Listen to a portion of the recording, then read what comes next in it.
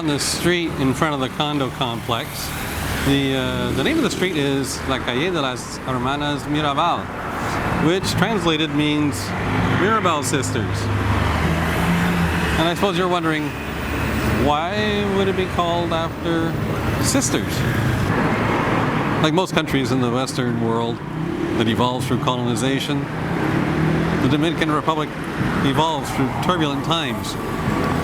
Colonization by Europeans, and then independence, annexation, civil war, and many of the figures and events during these defining moments are recognized and celebrated, naming schools, institutions, and even localities after them. And the story about the Mirabal Sisters is one of the last episodes in recent history, but the roots go back to 1930.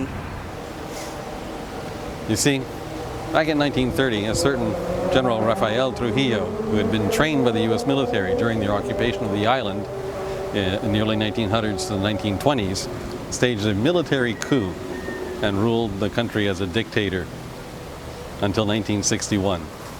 One of the longest, cruelest, and most absolute in modern times. While he did much to improve the economy of the country, like building many schools and hospitals, etc., it all came at a massive price for the people of the Dominican Republic.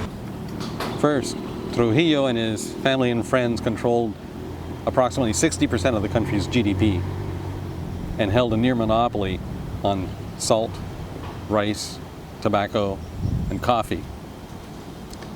And they also owned what amounted to 50% of arable farmland. Secondly, Trujillo ruled with an iron fist and had secret police all over. And he repressed dissent with intimidation, violence, torture, and murder. And the secret police weren't just in the country, they were all across the globe. There were even dissidents in New York City that were assassinated by Trujillo's men. What does this have to do with three sisters from a small mountain village in the Dominican Republic, you ask? We'll get there. There were four Mirabal sisters: Patria, Dede, Minerva, Maria Teresa. And three of them would play a big part in taking down Trujillo. The Mirabal family was well off, and they were able to send their daughters away to boarding school. It was during that time that Minerva learned that the father of one of her classmates had been killed by Trujillo's men for opposing the regime. It was around that time that she started talking more and more about these issues with her sisters. In 1949, the Mirabal family was invited to a party hosted by Trujillo. It was an invitation you could not say no to. At that time, Minerva was 23 years old and a beautiful young lady. While at the party, Trujillo and his son managed to get a dance with Minerva, despite her objections. Trujillo made inappropriate advances which Minerva rejected, and soon the entire family left the party early. A great insult to Trujillo, which he never forgot.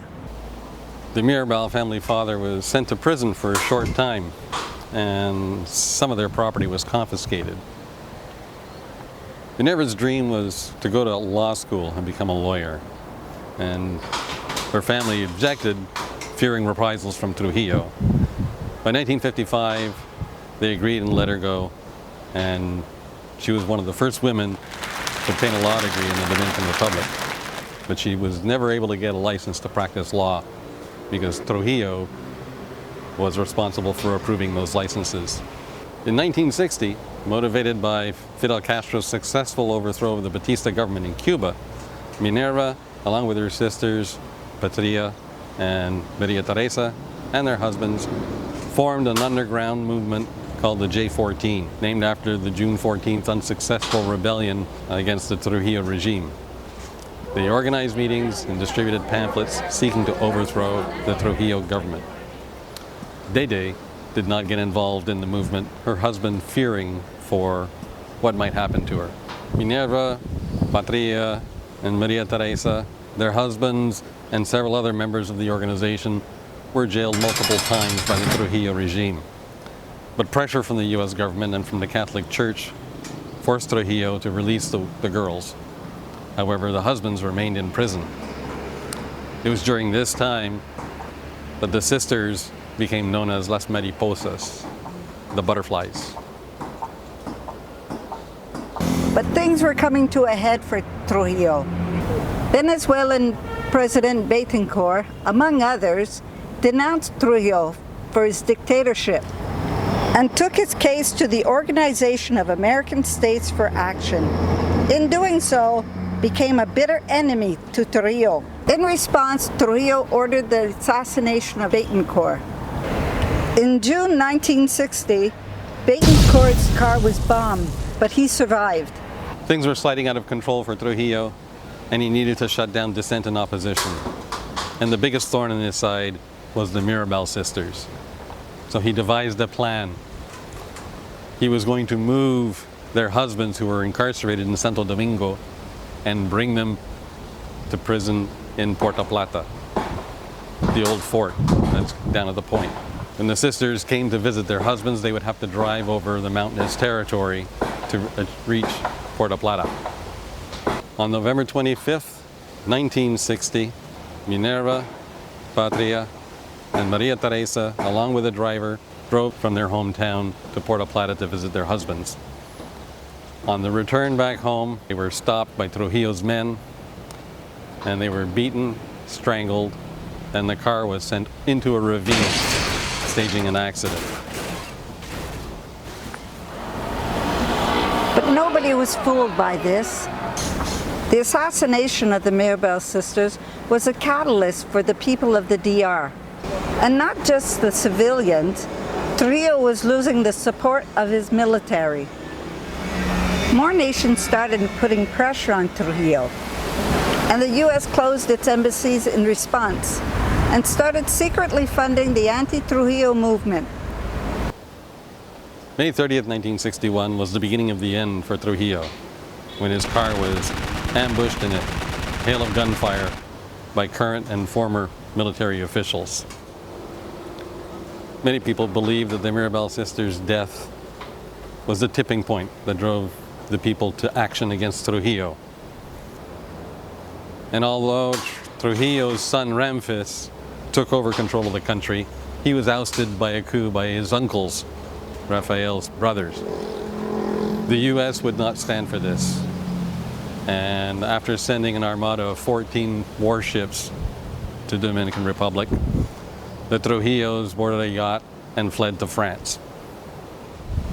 To recognize their sacrifice, their home province of Salcedo was renamed Hermanas Mirabal in 2007. The name was also given to a metro stop in Santo Domingo, as well as a number of schools both within the Dominican Republic and internationally, including a school in New York City. There are several monuments to the sisters, including one in their hometown and one just outside of Santo Domingo. Their images can also be found on the 200 peso banknote, a commemorative coin, a 10 peso postage stamp that was issued in 1985, and their lives were also dramatized in the 2001 movie In the Time of the Butterflies, starring Salma Hayek in the title role of Minerva Mirabal. And the story doesn't end there. On February 7, 2000, the United Nations General Assembly designated November 25th as International Day for the Elimination of Violence Against Women. So that's the story of the Mirabal sisters, who played an integral part in the history of the Dominican Republic.